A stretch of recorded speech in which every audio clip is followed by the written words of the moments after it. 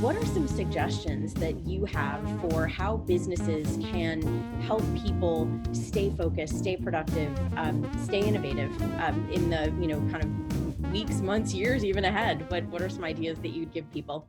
Okay, so the one of the acronyms that people use for thinking about how you do this is what they call BASICS: bonding, agility, safety, inclusion, compassion, and strategic alignment.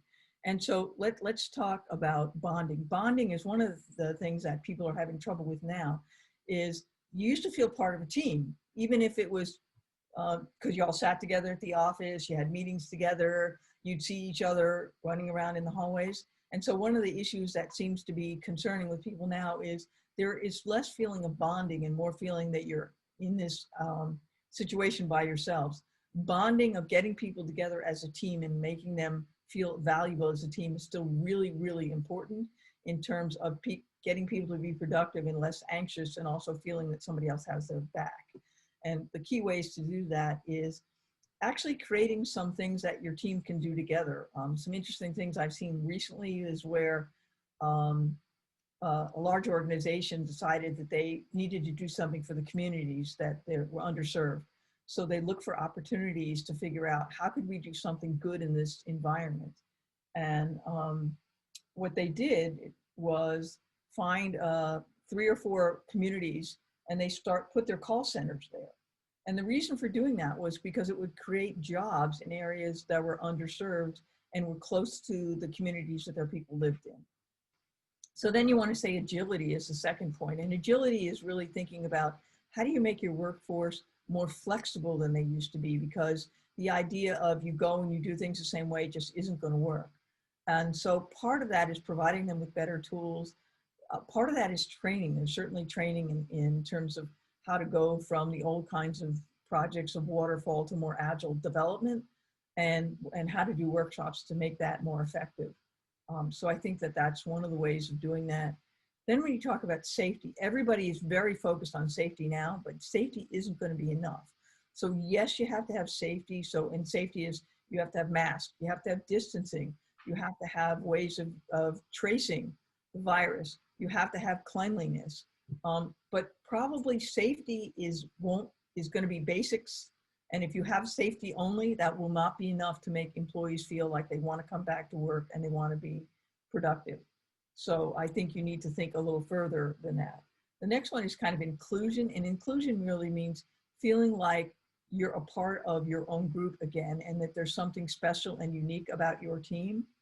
And part of that is thinking about how maybe it's giving your team a new name, or letting the employees name you guys, or maybe it's providing them with some kind of new t-shirt or something, but trying to create events where they work together to solve problems so they feel they are in it together.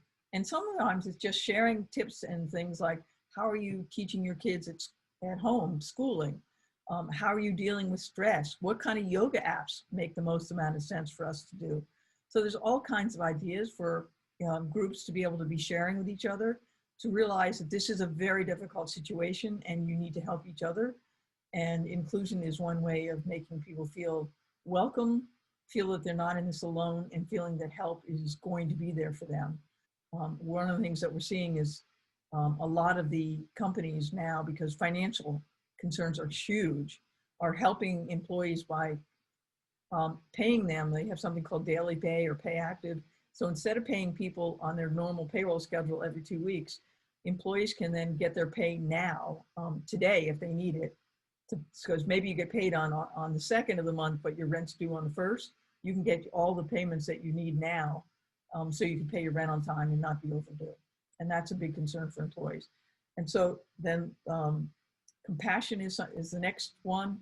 And compassion is really making sure that you're getting in touch with your employees every day and understanding that they're struggling with teaching their kids, worrying about the virus, they're actually working longer hours, and giving them breaks and making sure that they feel that you understand what is needed and that you can work around their schedule and be a little more flexible than you normally used to be in order to make their lives better.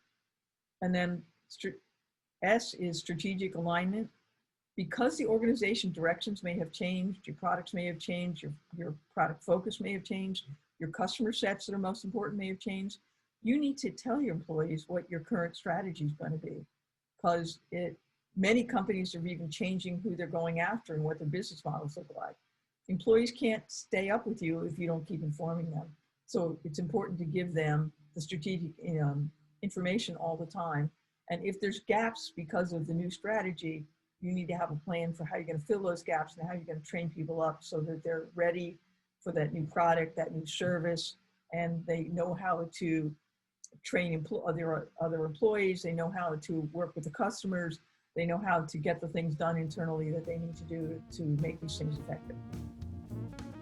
For the folks at home, that acronym was B.A.S.I.C. B.A.S.I.C S, B.A.S.I.C.S. B.A.S.I.C S. B.A.S.I.C S. We'll put it up here on the big screen. Okay.